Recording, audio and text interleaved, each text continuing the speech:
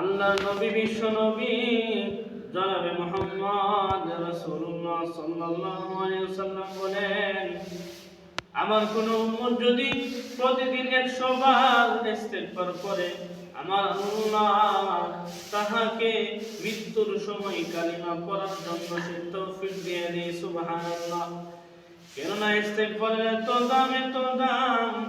আমার আল্লাহ কোরআনে বলেন, হে নবী আপনি জানায়া দেন, ফাকুলতু আস্তাগফিরু রাব্বাকুম ইন্নাহু কানা গফফারা ইউরসিলিস সামাআ আলাইকুম মিদরারা ওয়া ইমদিদকুম বিআমওয়ালিন ওয়া বানিনা ওয়া ইয়াজআল লাকুম জান্নাতিন ওয়া ইয়াজআল লাকুম আনহারা। যে ব্যক্তি ইস্তিগফার বেশি বেশি পাঠ করবে, আমার আল্লাহ তাকে কুদরতিভাবে সাহায্য করবে। আমার আল্লাহ বলছে তাকে আমি ক্ষমা করে দিব। সুবহানাল্লাহ। ইউরসিলিস সামাআ আলাইকুম মিদরারা। আমার আল্লাহ যে এলাকার মধ্যে বৃষ্টি হয় না, সেই এলাকার মধ্যে আমার আল্লাহ বৃষ্টি দিব। আল্লাহ তাআলা বলেন, ওয়ায়ুমদিদকুম বিআমওয়াল।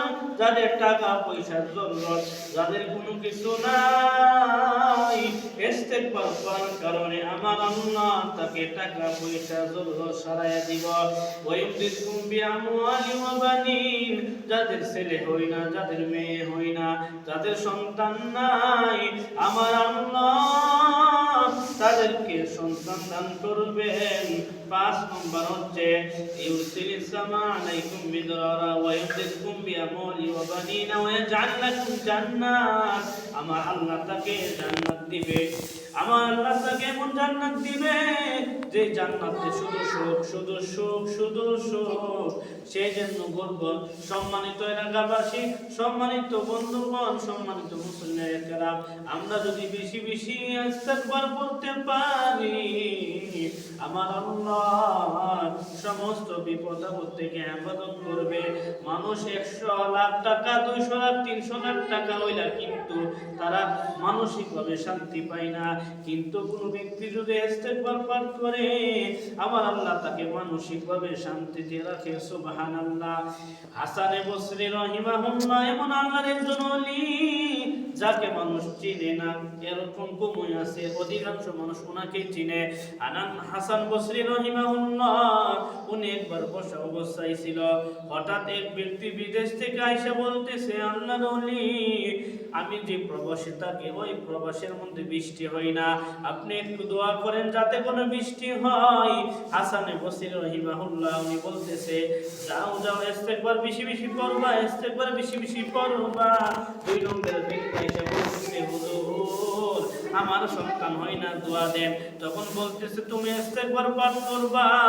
3 নম্বর ব্যক্তি এসে বলতেছে, হুজুর আমি যে এলাকায় থাকতাম এই এলাকার মধ্যে বৃষ্টি হয় না, পানি নাই, আপনি দোয়া করেন। হাসানে বসরি বলতেছে, যাও ইস্তিগফার পাঠ করে, ইস্তিগফার পাঠ করো। 5 নম্বর ব্যক্তি এসে বলতেছে, হুজুর আমার ছেলে নাই, মেয়ে নাই, আমার অনেক বছর যাব সন্তান হয় না, আপনি আমাকে কিছু আমল দেন অথবা আপনি আমার জন্য দোয়া করেন। তখন বলতেছে, যাও আমার মুরিদানগণ, তোমরা বেশি বেশি ইস্তিগফার করবা, ইস্তিগফার যায় পাঠ করো, দোয়া করো, আমার আল্লাহ তোমার জন্য সহজ করে দিব। সুবহানাল্লাহ। হাসানে বসরি রাহিমাহুল্লাহ ওনার যত মুরিদ আছে সমস্ত মুরিদ বলতেছে, হুজুর বুঝলাম না, 5 জন ব্যক্তি আইছে, 5 জন ব্যক্তি আইসা বলতেছে তাদের 5টা সমস্যা, কিন্তু আপনি একটা ওষুধ দিবেন তো তা আস্তাগফিরুল্লাহ। হুজুর বুঝলাম না, হুজুর বুঝলাম না, এটার কারণ কি? তখন বলতেছে, আমি হাসানে বসরি রাহিমাহুল্লাহ আমি যখন বিপদে পড়ি আস্তাগফিরুল্লাহ পড়ি, আমার যখন সন্তান বিপদে পড়ি তখন বলি, হে সন্তান ইস্তিগফার করো। আমার পরিবার যখন বিপদে পড়ে তখন আমি হাসান বসরি বলি ইস্তিগফার করার জন্য। অতএব আমি আবার মুরিদানকে বলছি আস্তাগফিরুল্লাহ করার জন্য। শুধু তাই নয়, নূহ আলাইহিস সালাতু ওয়াস সালাম, আপনারা অবশ্যই নাম শুনছেন, নূহ নবী আলাইহিস সালাতু ওয়াস সালাম যখন দিনের জন্য দাওয়াত দেয়, ওনার মুরিদান দিনের জন্য দাওয়াত দিতে প্রস্তুত হই না। আল্লাহ রাসূল চেনে না, দিন চেনে না, ইসলাম চেনে না, তখন নূহ নবী কিন্তু বদদুয়া করছিল। এটা কিন্তু বদদুয়া না, এটা কষ্টের দোয়া ছিল। যখন নবীর দোয়ার কারণে আমার আল্লাহ আযাব গজব দিয়া কিছু মানুষকে ধ্বংস করে দিয়েছে। আবার কিছু মানুষ এসে বলতেছে আল্লাহর নবী নূহ এমন কোন আমল আসেনি, এমন কোন আমল আসেনি, আপনি আমাদেরকে আমলটা দেন যে আমলটা দিলে আল্লাহ তাআলা বিপদ আপদ বালা মুসিবত থেকে হেফাজত করব। ওরে নবীর উম্মতের দল, ওরে নবীর উম্মতের দল, নূহ আলাইহিস সালাতু ওয়াস সালাম বলতেছে হে আমার উম্মতেরা, হে আমার উম্মতেরা, আমি এমন একটা আমল দিব যে আমলটা তোমরা বেশি বেশি করবানি। যখন বলতেছে সেটা কি আমল, আমাকে দেন, আমাদের সবাইকে দেন। যখন বলতেছে বাকুল তুস্তাগফিরু রাব্বাকুম, বেশি বেশি করে ইস্তিগফার পাঠ করবা। বেশি বেশি যদি ইস্তিগফার পাঠ করো, বেশি বেশি ইস্তিগফার পাঠ করার কারণে ইন্নাহু কানা গফফারা, আমার আল্লাহ তোমাদের সবাইকে মাফ করে দিবে।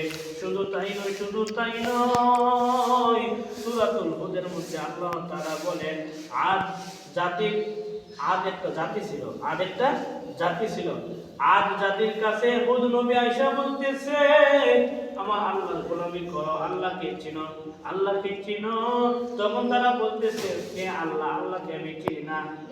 সেই বংশধর বলতেছে আল্লাহকে বলতে কোনো কিছু নাই, চিনি না।